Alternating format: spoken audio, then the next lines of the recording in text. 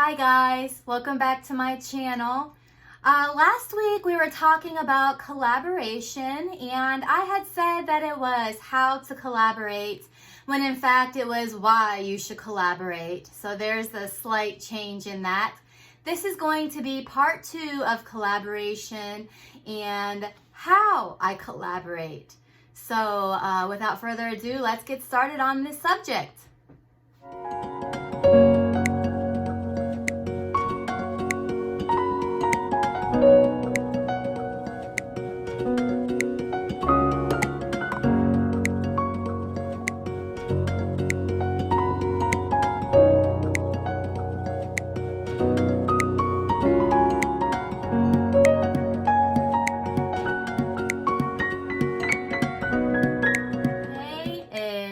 As I'm filming this, it is March 16th, 2020, and we are in the midst of a crisis in our world.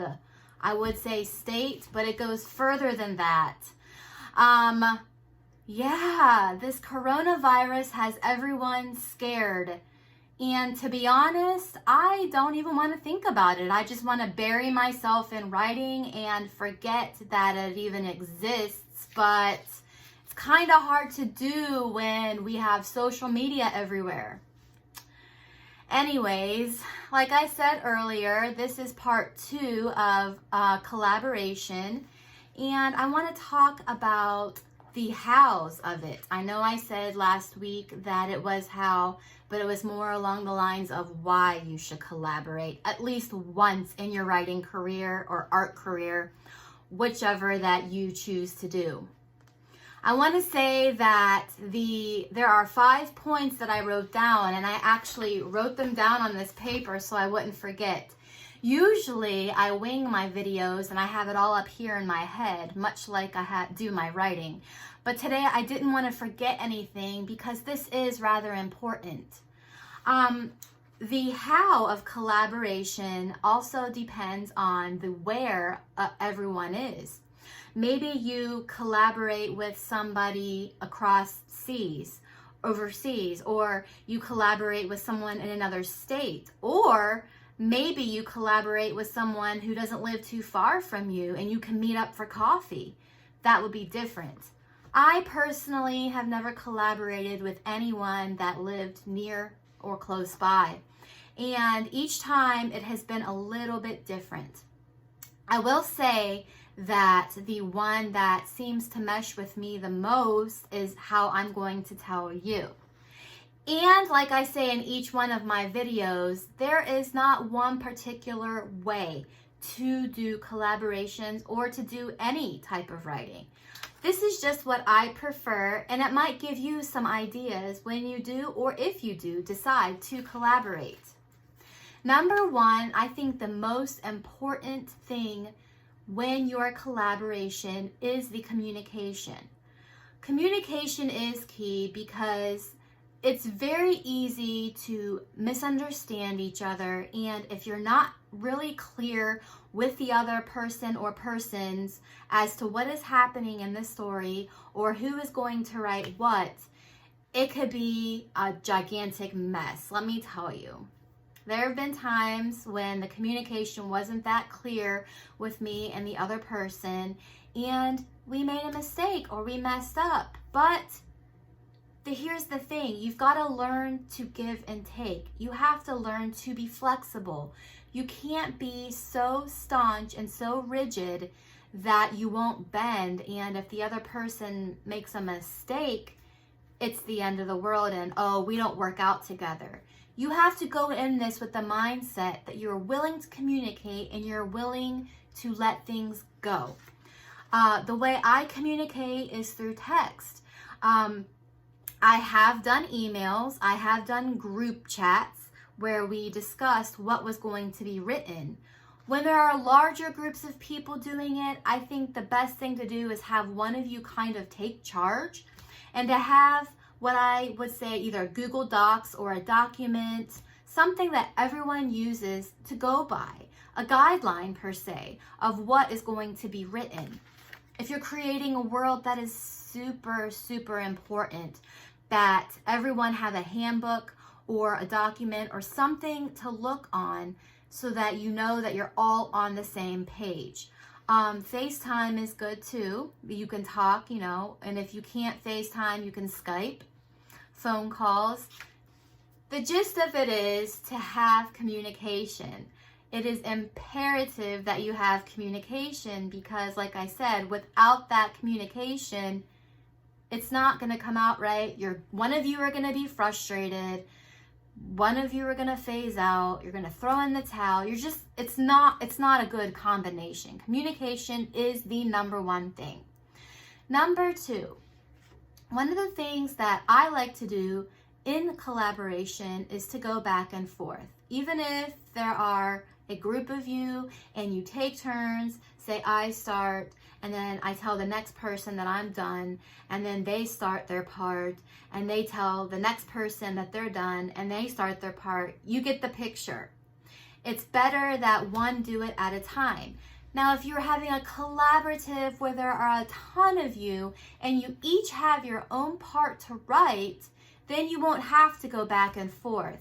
You'll just write your part, and then somehow one of you will take and combine them together. You get what I'm saying? The way that me and my current partner write is that I'll start a scene, and then when I run out of what I'm going to say in that scene, I'll go to the next scene and I'll write. However much time I have, I'll write 1 or 2 scenes, sometimes a couple, and I will write at the end, add more. So then she'll come in and she'll start writing over. And then she'll add, and then she'll say, I feel like it needs more. And then she'll tell me she's done. Then I'll go in. By the time our scene is done, we can't tell who wrote what. You get what I'm saying? But sometimes you each want a part. You decide what works for you and your partner or your group. Number 3, research. It is imperative to do research if you are doing historical fiction. Even if you're doing something sci-fi and there is, you know, like I said, a syllabus or something that you need to look at, to refer to make sure that what you're writing is correct. One of you need to decide like, hey, I'll do the research on this section. Don't worry about it. Just write and I'll go in after you and I'll add. Like I said, that goes back to number 1 in communication, because communication is the key. Number 4, I said this kind of earlier, be flexible. Listen to the other person. Listen to your group. Hear what each other is saying. Don't automatically shut down their idea, okay? Just because you don't like it, listen. Everyone has the right to give their input. They have the right to give their advice. Be quiet. Listen to what they have to say. When they're done, you give your input, okay? Don't take things personally, okay? Don't be afraid to speak up either. Sometimes when you're in a group or even with 2 people, one is more dominant than the other. They might have a different personality and they'll come in and they'll say, this is what's going to happen, la, la, la, la. And you're thinking in your mind, okay, that's not going to work. Or, you know, that's kind of taking over the storyline, or that doesn't set right with me. It goes back to being flexible, but also being able to be assertive enough that you communicate, okay? As writers, we are mostly sensitive. As creatives, we are sensitive. I get that. You don't have to be mean to the other persons and tell them off and say, I hate your idea. That's not what I'm saying. I'm saying don't be afraid to speak up. It goes back to number 1, which is communication. And the last but not least, have fun. Just write. Like I said in the last video, there's a reason why you should at least try one time in your life to collaborate. It will help you grow as a creative. It will help you grow and see how another person writes instead of the same old, especially when you're not that keen on reading. They say that you need to read in order to write. Some people don't really read as much as others, but if you're collaborating, You're reading the other person's work. You're learning another person's way of writing. You can take or leave their skills. You could be learning from each other. The whole idea of this is to have fun, to learn to grow as a creative.